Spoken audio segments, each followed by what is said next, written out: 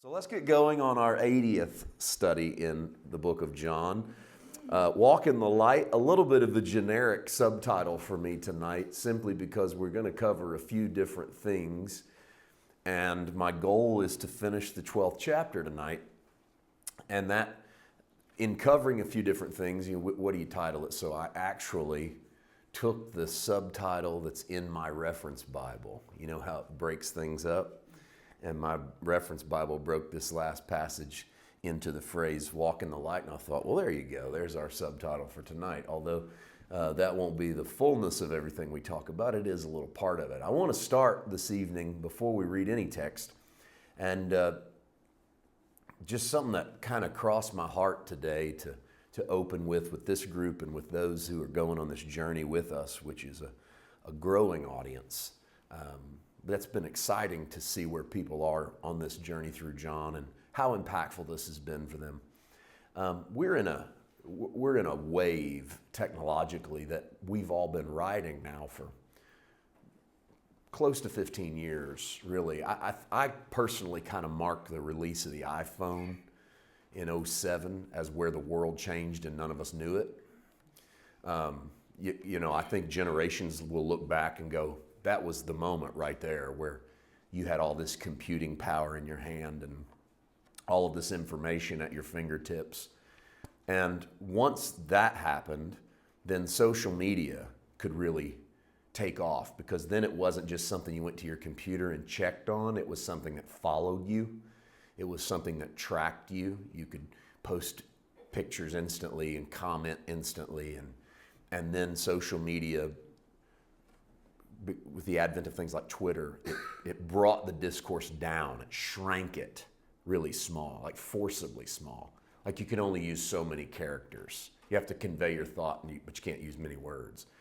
And in a sped up world, all of those things have kind of coalesced in the last 15 years to put us in a place that we've never been as a species in the history of the planet. And what's that mean? Well, it means that we're being forced to process a lot of information.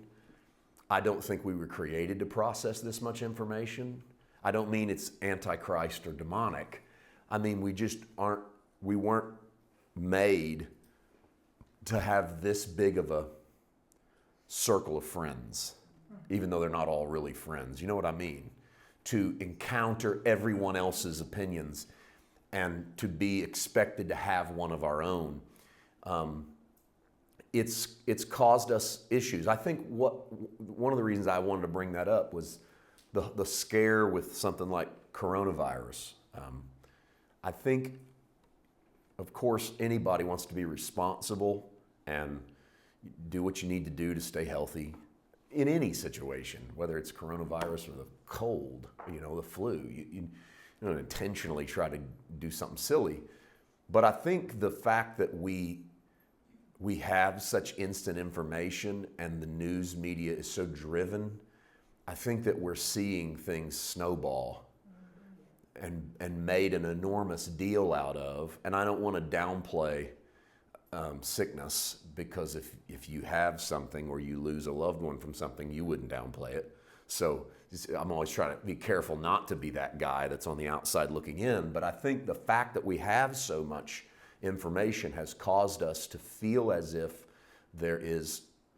things are a greater threat than they are, because we hear about them over and over and over and over. And when you keep hearing about something over and over again, it grows in perceived importance. And I think a little bit of that's going on, and I think that could be the antidote to fear, is to cut off the stream of information sometime and to say, okay, I think I've had enough information. I mean, I know I'm supposed to wash my hands and, try to do things right. I don't need to hear more information about this until I begin to become overwhelmed. Another thing that's done, and this I think kind of does actually dovetail into walking in the light. We're in a dark world. You don't need anybody to give you statistics to know that. The world's always been a place of darkness. I'm talking about the system of the world. That it's a system built upon, stepping on your neighbor and doing what you have to get ahead, and retaliation and revenge. At its best, it's not as good as the kingdom of God. At its worst, it's hell on earth. And it's such an opposite to the kingdom and the response mechanism that Jesus gives and that he provides. And when we are told that everything matters, everything should matter to us, what happens is eventually nothing does. Because only so many things can really matter to you. And if you're being pressed on every turn, this is supposed to matter to you, this is supposed to matter to you, this is supposed to matter to you. Eventually, what you do is go, okay, to be very honest with you, none of it really matters to me anymore. And that, a big part of that's going on with us too, is we're supposed to care about this group's rights, this group's feelings, this person's opinion, boom, boom, boom, boom, over and over and over, until we're so buried beneath it that it's difficult for us to figure out what we really care about and what we care about because we were told we were supposed to care about it. And then to get over the guilt that is inherent with kind of knowing we don't really care about this, and then maybe we're lying about caring about. We weren't designed to process this much information. So follow the voice of the Spirit. When Jesus talks about walking in the light, I believe we're living in a great moment to get a visual illustration of this. Darkness everywhere, inundated with negative information. Follow the Spirit on what to turn off and what to turn up. And if we'll do that, that's walking in the light.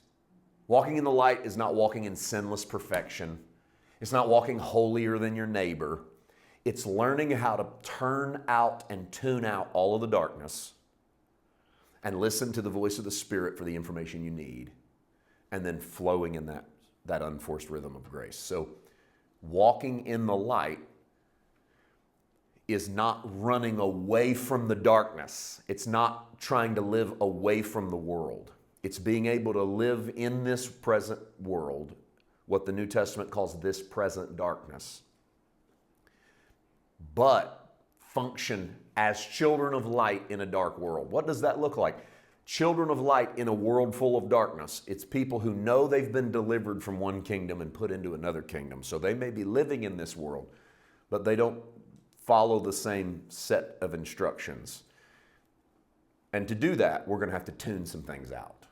That's just the way it is. We're going to have to, because we're not built to process all of the information anyway, and we're kingdoms of another country. We're citizens of another kingdom. And so we're definitely not built to process all the information. But we have another station coming in on our tuner, and that's the sound of heaven, the sound of the Spirit, which leads and guides us. And so I think we need to keep that in mind. I want to start tonight in the 37th verse of John 12. I'm going to read for you some verses. We actually covered these in a few lessons ago when we talked about unless the seed of corn goes into the ground and dies, it abides alone. That was from earlier in the chapter. We covered these verses, but I want to reread them because I didn't want to just skip them. Plus, I think it sets up the end of the chapter perfectly. Although he had done so many signs before them, they did not believe in him, that the word of Isaiah the prophet might be fulfilled, which he spoke. And here's a quote from Isaiah: Lord, who has believed our report, and to whom has the arm of the Lord been revealed? Therefore they could not believe, because Isaiah said again, He has blinded their eyes and hardened their hearts, lest they should see with their eyes, lest they should understand with their hearts and turn, so that I should heal them. These things Isaiah said when he saw his glory and spoke of him. And if you'll recall, we spent some time on this. I talked about how this had been troublesome for me for a lot of years, because it looks as if what Isaiah is saying is that God makes it impossible for Israel, in that he blinds them, and then they're accused to be guilty for not believing, and it looks as if you blinded them, and then you get mad at them for not believing, until you start to realize that what happened is these things Isaiah said when he saw God's glory.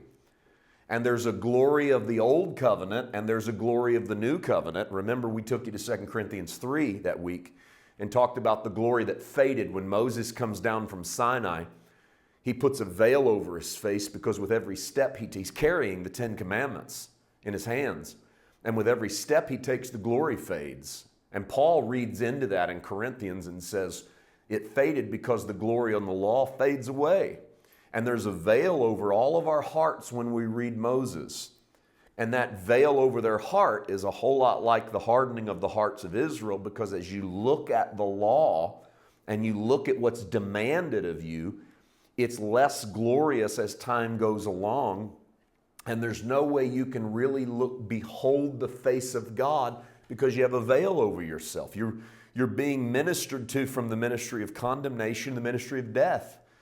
And it's why when you set in an environment in the church of law, here's what you need to do. Here's what God expects of you. Here's how high you got to jump, whatever. When you set under that long enough, it condemns you and it kills you. It doesn't physically kill you, although I think that probably eventually could happen, but it does stifle your hopes and your dreams and your heart and your passion and your excitement and your life. It chokes you out. And when that happens, the only way for you to survive is to put that veil over your face. And then it gives you a distorted picture of who God is. And that's technically what Isaiah is saying. So I had this thought about that. When Isaiah saw the glory of God, he knew it was impossible for Israel to believe because the glory, or parentheses, the goodness, because God's glory is God's goodness. Remember, when Moses asked to see the glory, God showed him his goodness. The glory didn't live up to their expectations, and I hesitated when I wrote that line. Didn't live up to their expectations. I almost cut it, but no, I left it because I think people have I think for most people in religion, the loftier opinion of God is righteous judge. The lower opinion of God is merciful and good. It's like God at his best, righteous judge. He's going to put things right. The softer version of God, merciful, gracious, and kind. And I think that what happened is whenever Israel looks at Jesus, if Jesus is pitching himself as the picture of what the Father looks like, that doesn't live up to their expectations of the glory of God.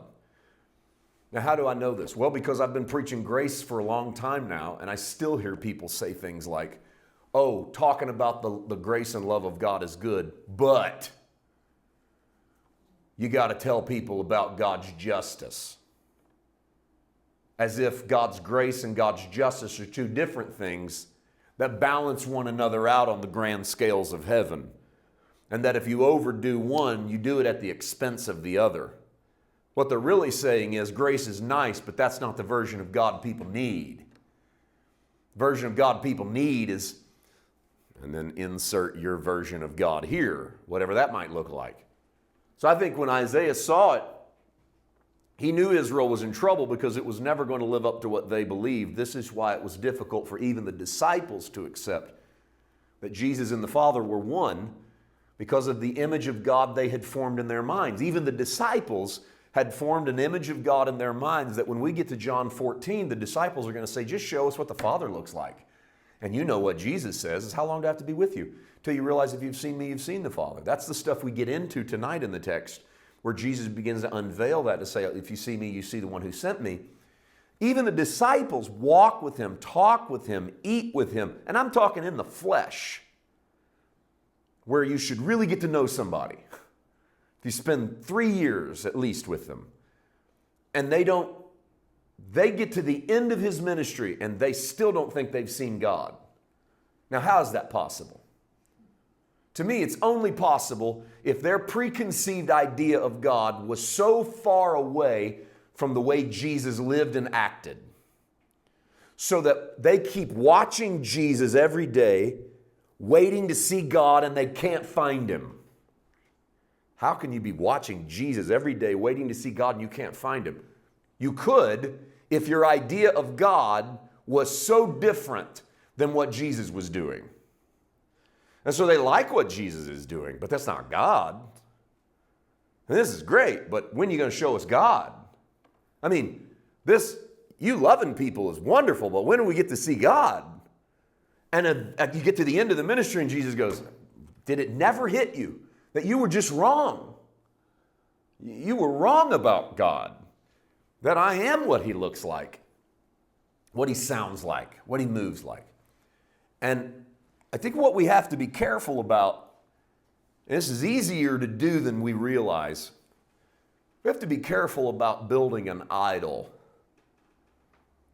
that is an alternate version of God. When I was coming up in church and you'd hear the 10 Commandments, I remember, I specifically remember this. I remember reading the 10 Commandments as a kid. We had the big plaque of them on the wall in church. We had it at our house too. And I remember reading, thou shalt create unto thyself no graven image. And then would be some explanation of idolatry. And I remember thinking, gosh, that one's easy to keep. I mean, of all of them up there, I could see you messing some of them up. And then if you add the New Testament to it, you can get, it's even easy to break some of them that seem like they're hard to break. Like you didn't commit adultery, but you lusted. Okay, Jesus covered that one. You didn't murder, but you hated somebody. Okay, Jesus covered that one. Okay, I'm in trouble. I'm breaking all these.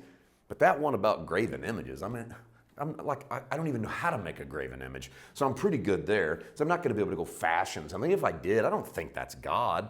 And it took me a long time to realize that was such a crucial command and one so easy to overlook that we break all the time.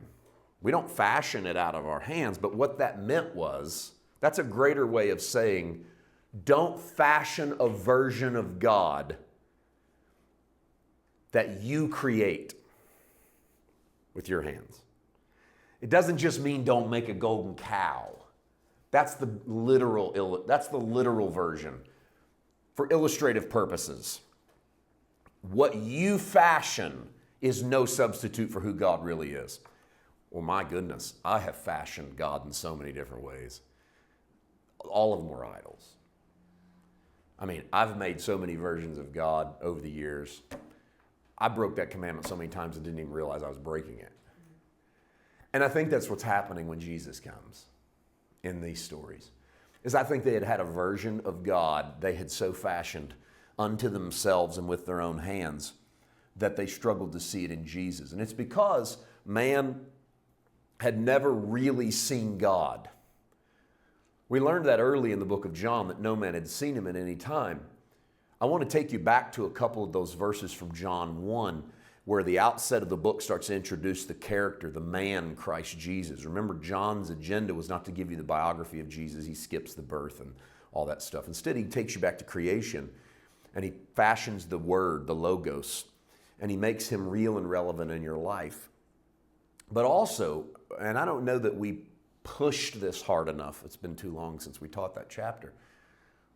But John pitches Jesus right away as the very picture of God. Not just trying to show you what God could look like, but who God always was. There's not a change when you get to Jesus. Like, here's how God's been. Oh, we're going to soften it up a little bit. Here comes God through Jesus. No, it's what God always looked like, but man had created false images of God. So take a couple of those verses. Look at John 1:14.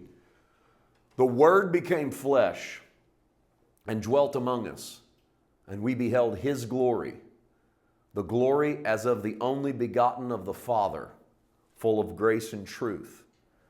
The Logos put on a human form and lived with us. That word dwelt is the same word used for tabernacled.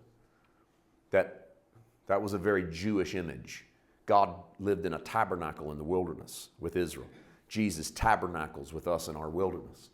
And we beheld his glory, the glory as of the only begotten of the Father, full of grace and truth. We literally got to see what God would look like in human form. Verse 18, same chapter. No one has seen God at any time. That's a sentence that stands on its own, almost as if it should be its own verse. It's not. But it's a statement that then has commentary. No one has seen God at any time. The only begotten Son who's in the bosom of the Father, he has declared him, he has shown him off. Okay, so put those together. No man has seen God, but don't stop there. That's just a statement that everyone can agree with. That's the reason he puts that in there. No man's seen God at any time. Yep. But the only begotten Son, that's Jesus, who's in the bosom of the Father, he has shown you what God looks like. So what John was saying is, man hasn't seen God, but then they saw Jesus and they saw what God looks like. Let me say it again. We haven't seen God, but if we see Jesus, we know what God looks like. So if I were to say to you, and that's when I'm trying to use an illustration I'm pulling off the top of my head. That doesn't work. You may not have seen someone in the flesh, but you've seen what they look like. Maybe you've seen a picture of them. That might be the closest way to illustrate that. They didn't have photography, so that wouldn't work for them, but it might work for us. Like I've seen him, I know what he looks like, but I haven't seen him. Or I could generally tell you maybe what he looks like, but I haven't seen him. And I think that's what John's trying to convey is, you haven't seen God, but when you saw Jesus, you saw what God looks like. See the difference? John doesn't say when you saw Jesus, you saw God. He says when you saw Jesus, you saw what God looks like. And there's a distinction there. John's not trying to claim you saw God. He's trying to claim that when God became a man, you saw what God would look like as a man, how God would move as a man, how God would respond as a man, what God would do. John 12:42. This is the next segment that leads us into new territory because we'd actually covered those previous verses before. Nevertheless, even among the rulers, many believed in him. But because of the Pharisees, they did not confess him, lest they should be put out of the synagogue. This is that famous, we saw this happen in John 5. Is it 5? No, John 9. John 9, our man born blind. Yeah, who's booted out and he's excommunicated. This is happening. We're in John 12. It's been happening for half the book. People have been excommunicated for following Jesus. 43. For they love the praise of men more than the praise of God. That's still a problem. There's always been a generation, and by a generation I mean there's always been people in every generation, and we're not immune to it in this room. We're not immune to it in our own walk, who prefer the praise of men to the praise of God. It's one of the great self-challenges we all have. It's one of the great things that we have to place on our own personal altar and say, am I listening to the voice of God over the voice of men? It's really easy to do when it's not you that is trying to do the listening, you know? When you're telling other people how to listen, it's easy to tell other people how to listen, but when it's you listening, it becomes much more difficult. I don't think this only involves getting people's glory. I think it has to do with getting people's approval. And it is a trap, an easy trap to fall into, to always work on people, to get people's approval. Make sure people approve of me over making sure I'm approved in the Father. Once you know that you're approved in the Father, people's approval doesn't mean as much.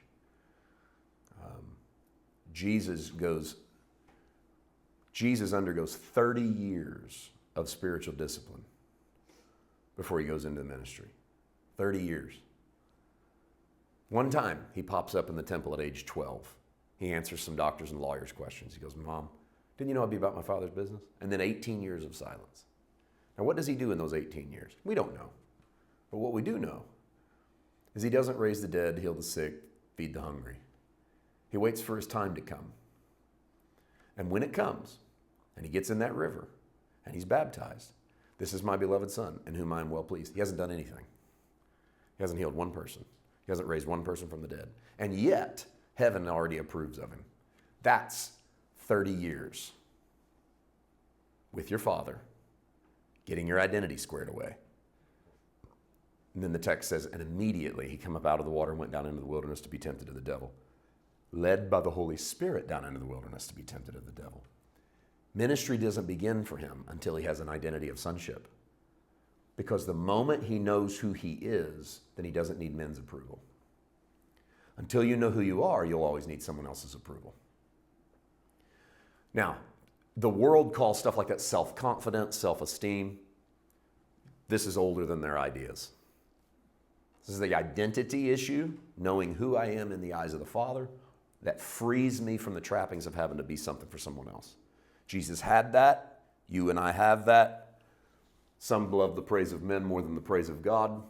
Jesus cried out and said, he who believes in me believes not in me, but in him who sent me, and he who sees me sees him who sent me. So take a look at 44:45, because that's the heartbeat of this. If you believe in me, you don't believe in me necessarily. You really believe in the one that sent me. You're believing beyond me.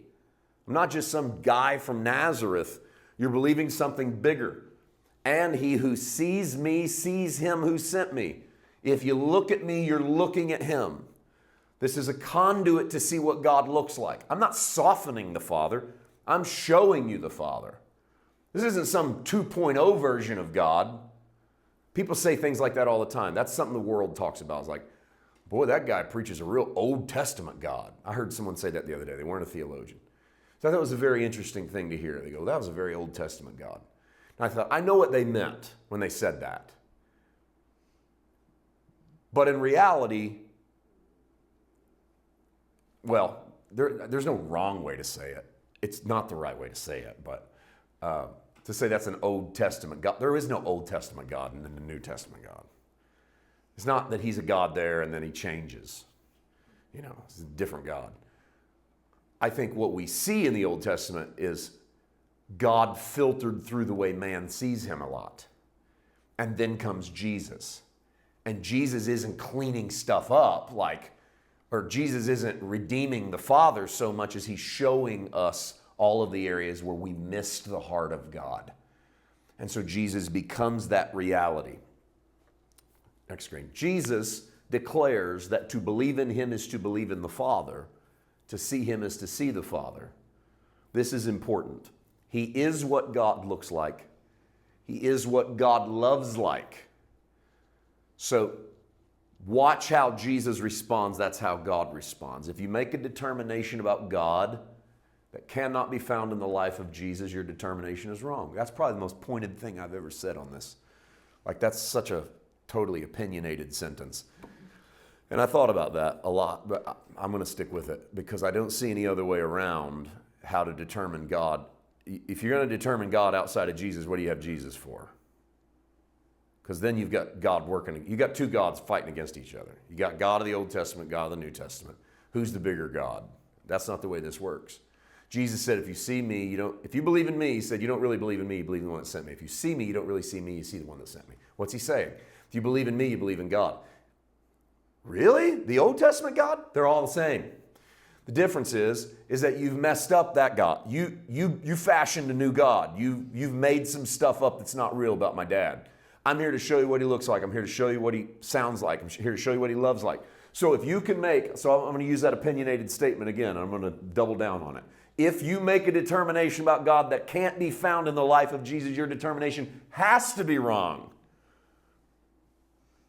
Otherwise, Jesus is fighting against God. And may the best God win. No. I and my Father are one, he says. And that was his way of saying, I'm not doing something new. This is how my Father always was. He's always loved. It's always been important to him. How do we know it's always been that way? Well, let's go to Genesis. That's where you go when you want to find something about God and how he treats you. Genesis 1:27. We'll read 27:28. This is day 6 of creation. So God created man in his own image. That is a vital sentence in the Bible.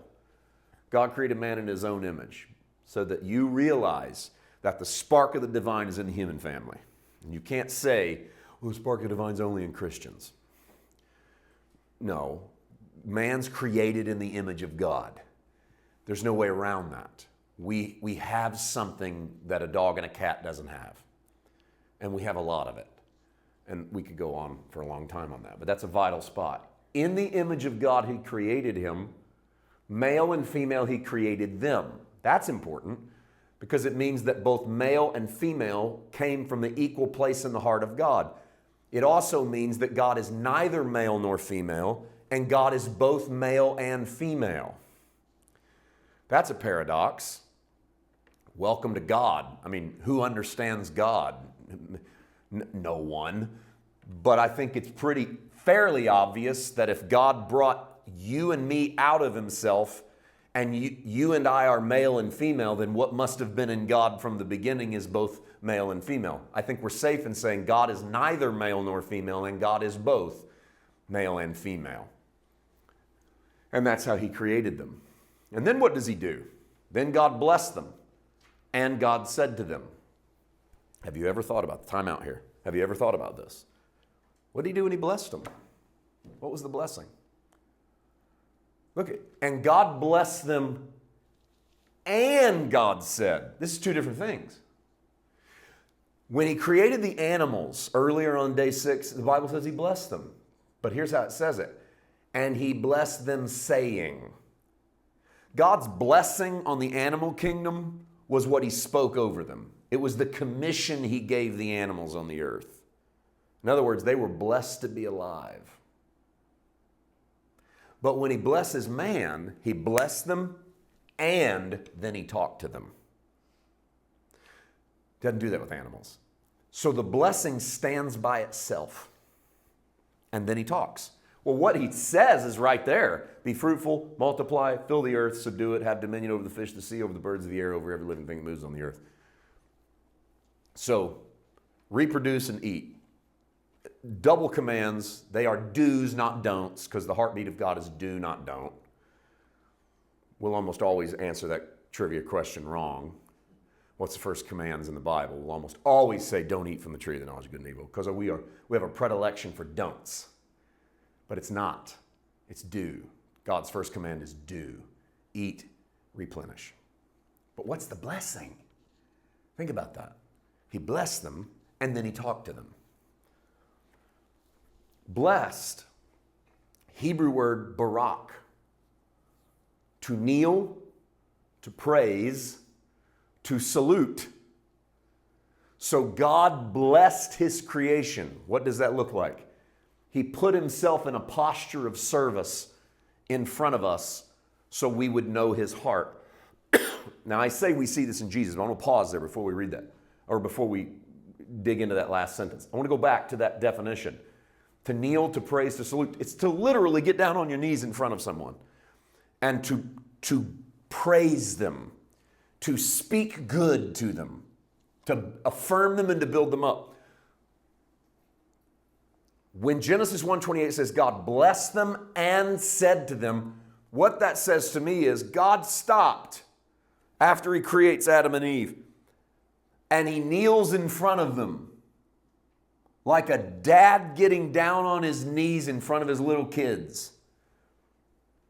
And he speaks praise into Adam and Eve's life.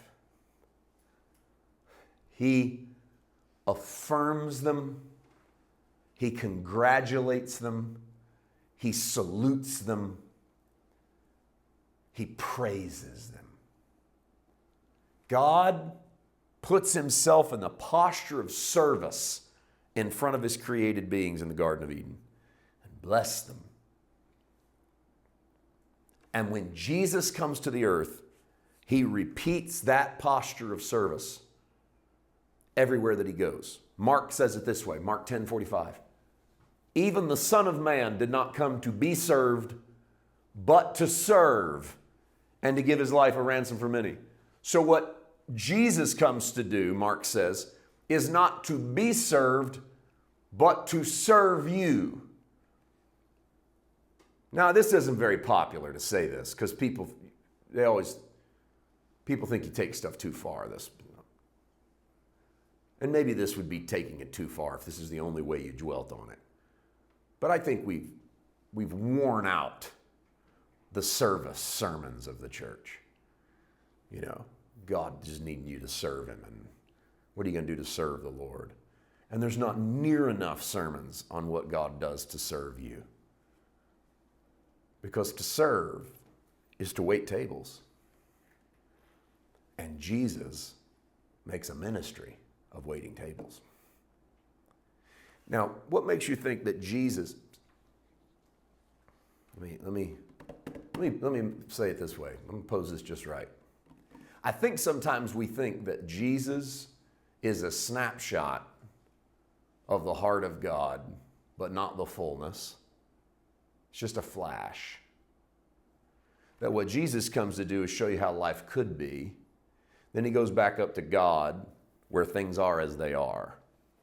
So if you see Jesus serving, that's not how God always is. That's just how Jesus presented God so we'd understand him. Jesus Christ is the same yesterday, today, and forever. Jesus Christ lived in a posture of service to mankind. How do you think God lives today? Posture of service to mankind. How could he not? What did he do in the Garden of Eden? He blessed Adam and Eve. What did that mean? He knelt in front of them. And he congratulated them, and he praised them. And they were so equipped to go do great things because that's what dads do to their kids. Fathers affirm their children. Fathers lift their children up. So Jesus comes doing the same thing because what he's trying to tell Israel is, here's Dad's heart. Here's what the Father's trying to do. Here's what he wants. I hope you grab it. I hope you capture it. John 12:46. Let's take this thing closer to the end. I have come as a light into the world, that whoever believes in me should not abide in darkness.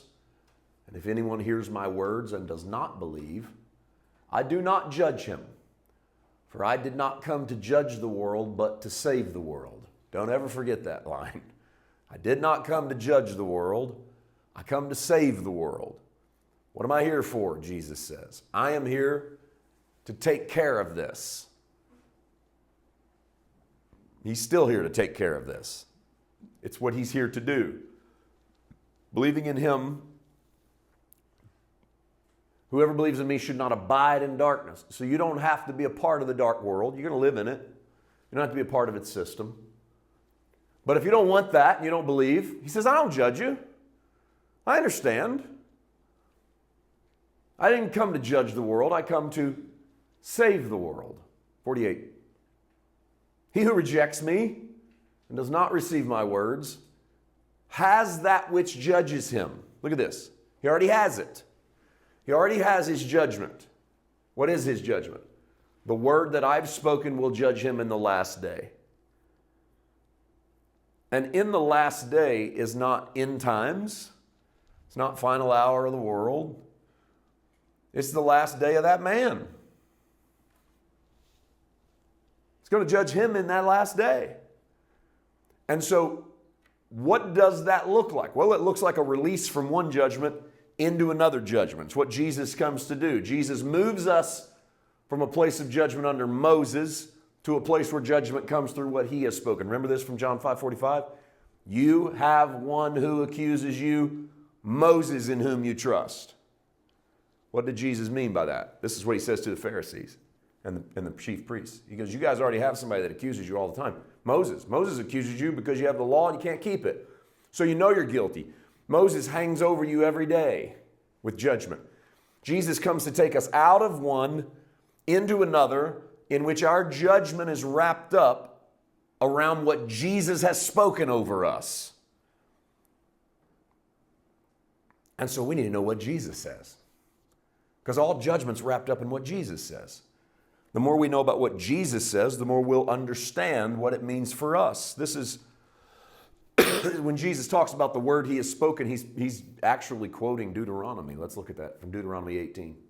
I will raise up for them a prophet like you from among their brethren. This is a Deuteronomy 18 prophecy of Jesus. It's not called Jesus, he's the prophet. Raise up for a prophet like you from among their brethren. I will put my words in his mouth. He shall speak to them all that I command him. 19. And it shall be that whoever will not hear my words, which he speaks in my name, I will require it of him. What's the judgment? Deuteronomy 18:19. Not receiving what Jesus speaks. He doesn't even mention sin here. Deuteronomy 18:19. God doesn't say, and I'll tell you what I'm going to do, is I'm going to come and I'm going to judge them for all their sins. No, Jesus is going to take care of the sin issue. That's why Jesus is here. So what's God going to do? He goes, I'm going to deal with you based on what you do with him. What do you do with him? So if you're not going to hear my words that he speaks, then I'm going to require that of you. So listen to Jesus. Listen to what Jesus has to say about you. Listen to what Jesus has to say to you. Pay heed to the words of Christ. He takes preeminence. You close John 12 with this, and we'll complement it with 1 John 12, 49, 50. I have not spoken on my own authority, but the Father who sent me gave me a command, what I should say, what I should speak. And I know that his command is everlasting life. Therefore, whatever I speak, just as the Father has told me, so I speak. A couple things. One, if it comes out of his mouth, it's because he heard the Father say it. Two, his command is everlasting life. So living in his command is living the life of the everlasting on the earth. What does that command look like? Well, there's a little bit of it in John that we'll get into in the 13th chapter. But I want to take you to 1 John 3. 1 John 3, 22, 23 to close us out tonight. Whatever we ask, we receive from him because we keep his commandments and do those things that are pleasing in his sight. What is that commandment? 23. This is his commandment. Oh, look at that. That's nice. And the next verse tells you exactly what it is you're looking for. That we should believe on the name of his Son, Jesus Christ, and love one another as he gave us commandment. As he gave us commandment, by the way, is the new commandment of John 13. Love one another as I have loved you. So believe on Jesus and love people. That's the life of the everlasting one on the earth. That's what Jesus said. My Father's commandment is everlasting life. What's my Father's commandment? Believe on the Son, love your neighbor. Or Jesus will round it out. We'll get there in another chapter. Love one another as I've loved you. There's a simpler way to say it. Yeah. Love people as you know you're loved. Don't know you're loved, probably can't love people. Know that you're loved, be hard not to love people. Those kind of go hand in hand. Because how can you not love people? Well, they don't deserve it. Do you? And that's the revelation that you keep walking into. You go, wow, how does he love me? Oh, isn't that nice? And how are you going to love your neighbor? And if you find yourself struggling to love your neighbor, there's probably an area where you struggle to accept the love for you. And so that's the inventory that has to be done to try and determine how we're going to walk that out in our lives. That is walking in light. That is walking in the place in which the light of who he is overtakes the darkness. And so to circle it all the way back to where we started tonight, there's a lot going on in the world. You're not built to process all of this, so don't. You don't have to have an opinion about everything. You don't have to be the smartest guy in the room. But because we're in a society where everyone has equal access to the same platforms, we all feel as if anybody that can articulate thought well at all should have an opinion.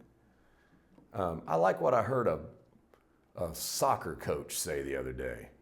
In a post-soccer game press conference, someone asked him what he thought about the virus and the containment. And he said, I'm a soccer coach. He said, I understand how to coach soccer. He said, I am completely unqualified to tell you how to avoid the coronavirus. And I thought, man, if more people would live their lives like that soccer coach, the world would be a little brighter place. Just to say, I don't have to have an opinion about everything. I don't know all the answers anyway. So I can save both of us a lot of time. If I just talk about the things I know something about and don't say much about the stuff I don't know anything about. And that will bring you more peace as well. I think it's why nestled into the end of that chapter is, whatever I hear my Father say, that's what I say. Because that's walking in the light. Because when you hear Him say it, then you're safe. But when you don't hear Him say it, you're just throwing out opinions. And they're just, everybody's got them. And they don't. It doesn't really help brighten the world. It doesn't even help brighten the room. Listen to the Spirit. Follow what He says. And in that, you can't go wrong. You can't go wrong. Let's pray. Father, I thank You for tonight, and I thank You for, as You always do, these bright and fresh revelations that come right in the middle of this stuff. Thank You so much for that. Continue to unveil Your loveliness to us this week as we investigate Your word. Teach each of us individually, everyone watching and listening to this, whenever and wherever they are. Teach each of us individually what it means to walk in the light. And we thank You for that in advance in Jesus' name. Amen.